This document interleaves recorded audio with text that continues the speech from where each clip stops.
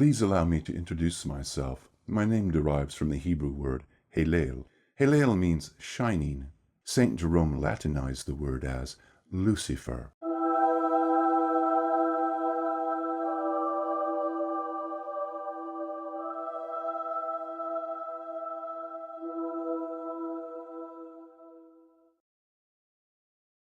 In my second prophecy, I pointed out the strong probability of an assassination attempt against President Barack Obama. The producer of the Lucifer series, Neil Fox, voted for Obama. So on this one subject, I have been dealing with a bit of resistance on his part. There are always things that a person does not want to believe will happen. Let's skip that part.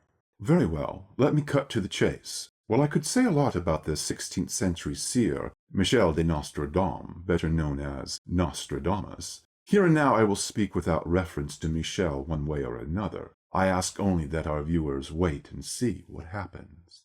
Believe me or not, I say the president faces a danger from the southern portion of this country. The plot relates heavily to the American state of Georgia. The plotters are of neo-Nazi Klan leaning. Timothy McVeigh types, the 1990s Oklahoma City bomber. Yes, very much Timothy McVeigh types, as you say. And one particularly alienated individual, extremely confused, suicidal, who entertains satanic heavy metal sort of illusions. Which have nothing to do with my end of paganism. Right. Heavy metal is a fashion statement, and in modern times some get rather lost in their fashion statements. I certainly won't be held to what some Nazi with a guitar is singing about.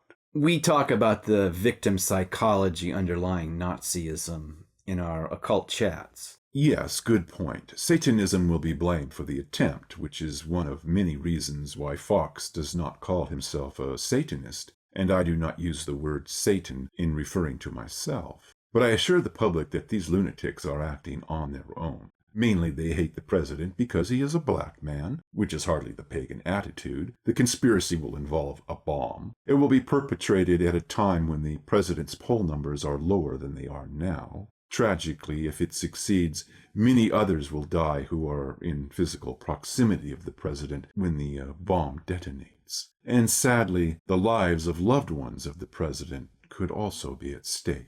But I say the chances of the plot being thwarted have improved. While the conspiracy to assassinate the president is still an idea that is growing in a few disturbed minds, and it will still be big news when it is exposed, the would-be killers are just, better than average amateurs, and Obama's proverbial luck may well still be with him. Yeah, but Obama could still be seriously hurt, and the vice president could easily end up the de facto commander-in-chief.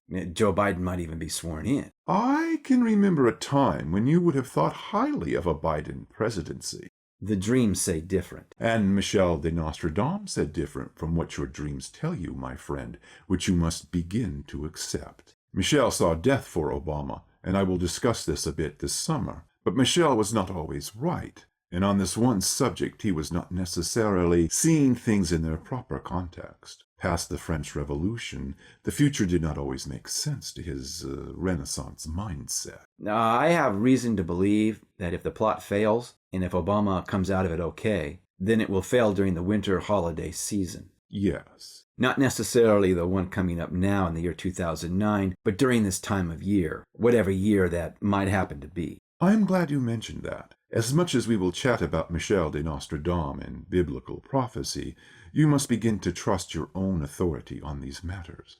When the public finally takes note of you, you will be one who speaks from his own inspiration. My ego is always getting in the way of the process. Not when you can begin to see past your admiration for Joe Biden. You begin to trust yourself more as the inspiration contradicts your conscious opinions. Choose accuracy, Fox. Choose clarity. Everything in life or death is a choice, so choose.